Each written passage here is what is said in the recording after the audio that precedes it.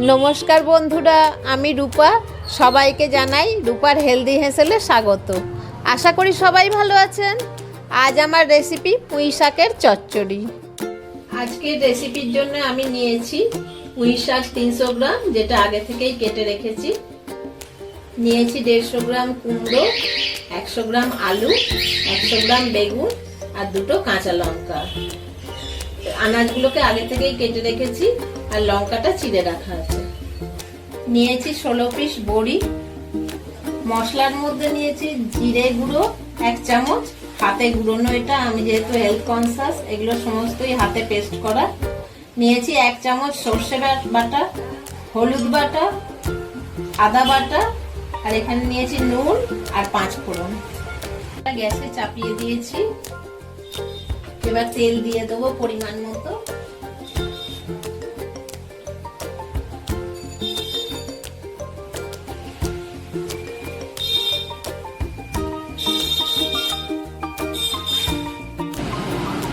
তেলটা গরম হয়ে গেছে। এবার আমি একে একে আনাজগুলো ভেজে নেব। প্রথমে আলুটা দিয়ে দেবো কড়ার মধ্যে।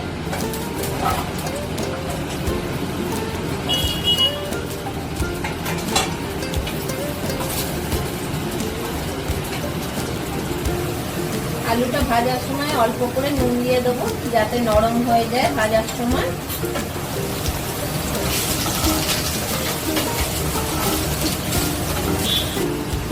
আলুগুলো ভাজা হয়ে গেছে, তুলে নেবো এবার আমি একটা ডিশে। এবার কেটে রাখা কুমড়োগুলো কড়াই দিয়ে দিলাম,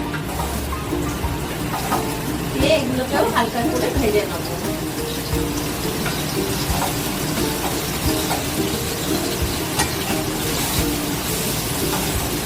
কড়াই আলু ভাজা নুনটা দেয়া আছে, ওই জন্য আর কুমড়োয় নুন দেবো না, তাহলে বেশি নুন। কুমড়োগুলো হালকা করে ভাজা হয়ে গেছে, আমি এগুলোকে তুলে নেবো একটা পাত্রে।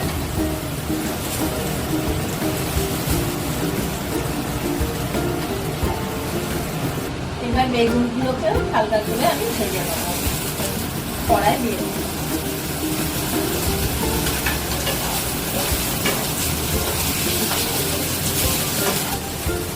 বেগুনগুলো হালকা করে ভাজা হয়ে গেছে, আমি এবার এগুলোকেও তুলে নেবো।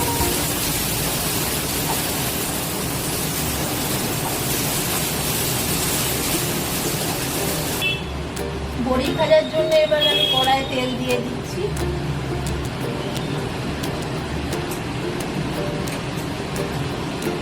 তেলটা আবার গরম হলে বড়িগুলো দেবো। তেলটা গরম হয়ে গেছে, এবার বড়িগুলো দিয়ে দেবো। এবার বড়িগুলোকে ভালো করে ভেজে নিতে হবে। বড়িগুলো লাল লাল করে ভাজা হয়ে গেছে, আমি এবার একটা বাটিতে এগুলোকে তুলে নিচ্ছি।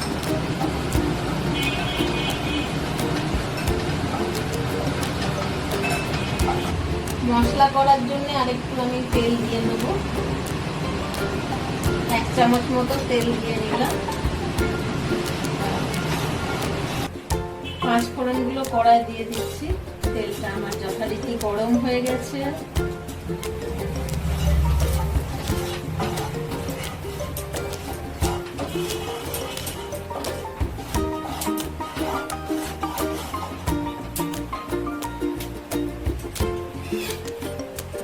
একে একে আমি বাকি মশলাগুলো দিয়ে দেবো।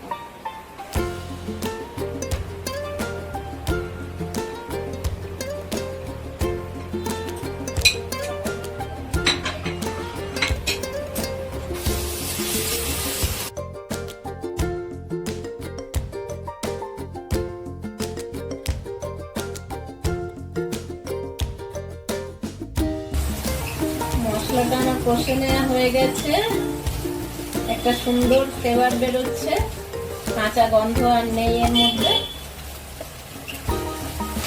এবার আমি মশলার মধ্যে ভেজে রাখা আনাজগুলো দিয়ে দিচ্ছি আর দিয়ে দেবো পুঁই শাকগুলো।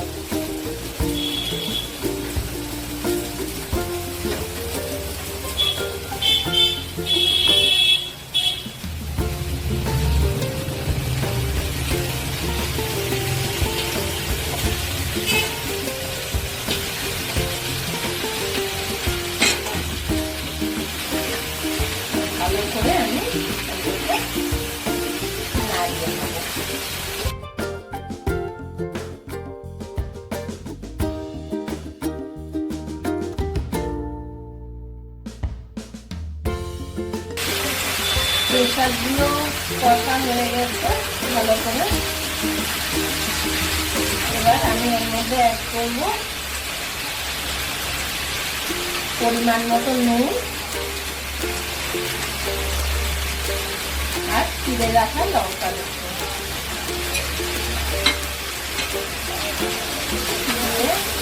আবার নাড়িয়ে দেবো ভালো করে।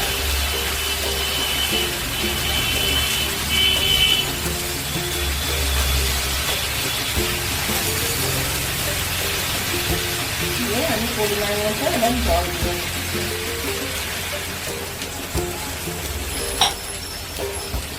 ভালো করে আবার নাড়িয়ে দেবো।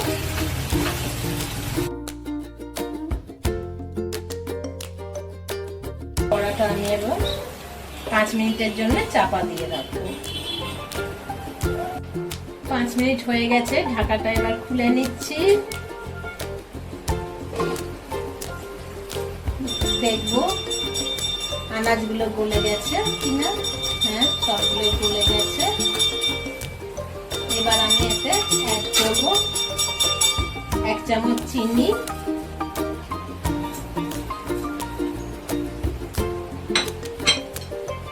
আর অ্যাড করব ভেজে রাখা বড়িগুলো।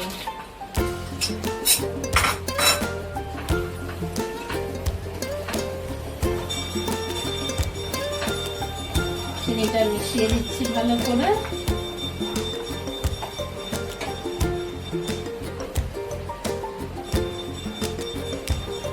দিয়ে আবার 1 মিনিটের জন্য চাপা দিয়ে দেব।